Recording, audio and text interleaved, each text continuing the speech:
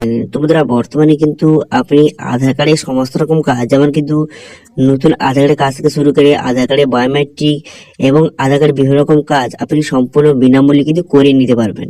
এবং এর জন্য নতুন করে নতুন নিয়ম অথবা নতুন আপডেট কিন্তু রাজ্য সরকারের তরফ থেকে জারি করা হয়েছে। তো সেই জন্য আজকের ভিডিওতে আপনাদের বলবো সেখানে কি বলা হয়েছে, অথবা সম্পূর্ণ বিনামূল্যে আপনি কি কি কাজ আপনি করতে পারবেন অথবা কিভাবে করবেন, তার এ টু জেড পয়েন্ট বা ডিটেলস আপনাকে কিন্তু স্টেপ বাই স্টেপ বুঝিয়ে দেবো।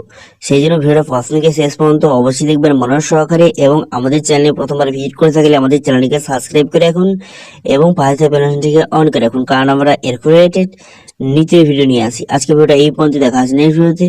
Thank you. তো এখানে বলা হয়েছে আধার সমাধানে রাজ্যে বিএসকে আধিকারিকদের অনেকের মতে আধারে বায়োমেট্রিক থাকার কারণে সবচেয়ে বেশি অসুবিধা পড়েছেন বয়স্ক মানুষরা, কারণ তাদের হাতের ছাপ কিন্তু নিচ্ছে না। আধার সমস্যা সমাধানে পৃথক কেন্দ্রের পরিকল্পনা করছে রাজ্য সরকার।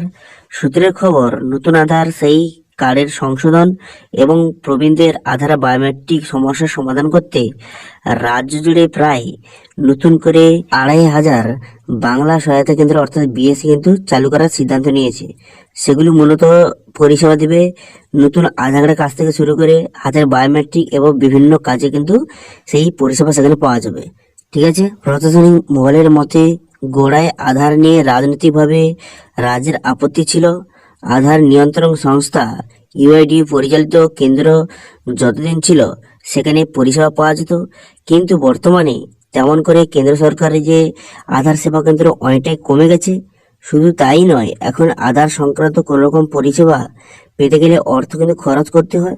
অথচ এখন প্রায় প্রতিটি প্রকল্প ও পরিষেবার ক্ষেত্রে আধার কার্ড কিন্তু বাধ্যতামূলক করা হয়েছে। শুধু কেন্দ্র নয়, রাজ্য সরকারের সরকারি ব্যাংকগুলিতে বর্তমানে যে আর্থিক লেনদেনের সুবিধার্থে আধার লিঙ্ক কিন্তু করতে হচ্ছে। এই অবস্থায় বর্তমানে বাংলা সহায়তা কেন্দ্রের মাধ্যমে এই যে আধার পরিষেবা কিন্তু দিতে চাইছে রাজ্য সরকার, এবং সেটা সম্পূর্ণ বিনামূল্যে। এর জন্য এক পয়সা কিন্তু লাগবে না, সম্পূর্ণ বিনামূল্যে আপনি আধার পরিষেবা কিন্তু পেয়ে যাবেন। সূত্রের খবর, প্রথম পর্যায়ে কিন্তু 1,000 বিএসকে চালু করা হচ্ছে জেলায় জেলায়। সেগুলি কাজ প্রায় শেষ। পরবর্তী পর্যায়ে আরও 1,139টি বিএসকে চালু করা হবে তৃতীয় ধাপে, আর বাকিগুলি হবে। এই কাজ নিয়ে ইউআইডির সঙ্গে কিন্তু বর্তমানে যে আলোচনা কিন্তু করা হয়েছে, এবং সঙ্গে যন্ত্রপাতি সংগ্রহ করা হচ্ছে। খুব শীঘ্রই কিন্তু কাজটা শুরু কিন্তু হয়ে যাবে। ঠিক আছে। অর্থাৎ যে বিএসকে যে চালু করা হবে তার কিন্তু সমস্ত রেডি হয়ে গেছে, শুধু কাজটা শুরু করার অপেক্ষা। এখানে বলা হয়েছে যে আধিকারিককে অনেকে জানাচ্ছেন যে বায়োমেট্রিক থাকার কারণে সব থেকে বেশি অসুবিধা পড়েছেন যে প্রবীণ নাগরিকেরা, কারণ কিন্তু তাদের বয়সের ক্ষেত্রে তাদের হাতের চামড়া কিন্তু পরিবর্তন হওয়ার পরে বায়োমেট্রিক মিলছে না। ফলে বর্তমানে পেনশন সহ একাধিক যে স্কিমে তাদের কিন্তু অনেক রকম সমস্যা হচ্ছে। তো সেক্ষেত্রে বর্তমানে কিন্তু চোখের স্ক্যান দিয়ে বিকল্প যাচাই পদ্ধতি চালু করা হবে। প্রশাসনের দাবি, আগে প্রায় 28,000 জনসংখ্যার একটি বিএসকে থাকতো। নতুন করে তৈরি হওয়ার পরে প্রতিটি 20,000 জনসংখ্যার থাকবে একটি বিএসকে।